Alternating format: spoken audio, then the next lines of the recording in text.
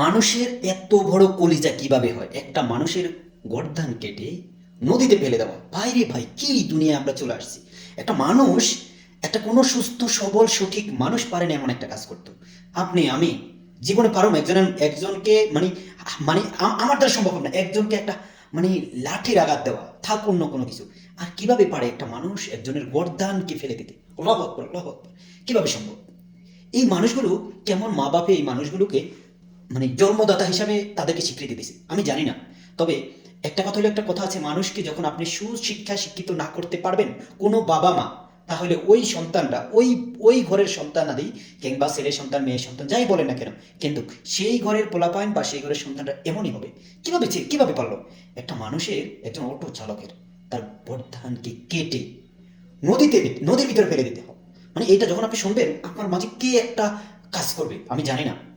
আমি চাই বাংলাদেশে এমন ধরনের আইন বা এমন আইন করবে, মানে যার পরিবর্তে, মানে এক কথা হচ্ছে মানে টেক ফর ট্যাক্ট, যেমন করবে তেমনই তার যদি প্রতিদান করে।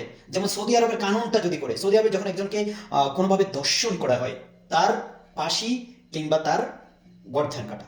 বাংলাদেশেও যদি কাউকে মেরেও পেলে, সৌদি আরবের কানুনটা বলে যদি কাউকে মেরেও পেলে সেই ক্ষেত্রেও মানে অর্থাৎ খুনের পরিবর্তে খুন, মরা মানে যেইটার পরিবর্তে সেটাই করতে হবে। তাহলে আমাদের বাংলাদেশটা যদি দুই একটা এরকম সঠিক বিচার যদি বাংলাদেশের কানুন বা বাংলাদেশের সরকার করতে পারতো, তাহলে বাংলাদেশে দর্শন, নির্যাতন, খুন, খুন এই সব সম্পূর্ণ কিছু থেকে দূরে সরে যেতে পারতো মানুষ। তো সরকারের কাছে বিনীত অনুরোধ রইল যেন এইসব সন্ত্রাসীদের কাছ থেকে, এইসব সন্ত্রাসী যারা করবে, এইসব ধরনের কার্যকলাপ যারা করবে, তাদের সঠিকভাবে তাদেরকে তাদের আইনের আওতায় এনে তার জবাবদিহিতা, এবং যদি সৌদি আরবের মতো যদি কানুন করতে পারেন, আমি মনে করব বাংলাদেশে 70 মানে 95% মানুষ সিধা হয়ে যাবে যারা এগুলো করতো।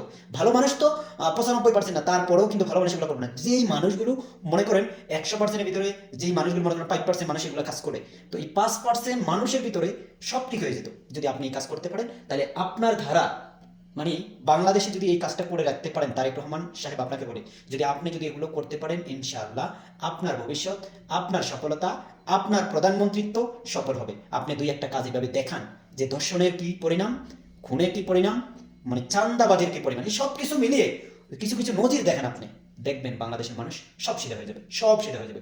গণ করা বাদ দিচ্ছি না, শতকরা 99% লোক একদম সুইর মতো সিধা হয়ে যাবে। 1% যদি থাকে তাদের পেটের ভিতরে আমসা হয়ে যাবে। ধন্যবাদ, ভিডিওটি শেয়ার করবেন ভালো লাগলে। আর এইসব ধরনের কার্যকলাপ থেকে সবাই সচেতন।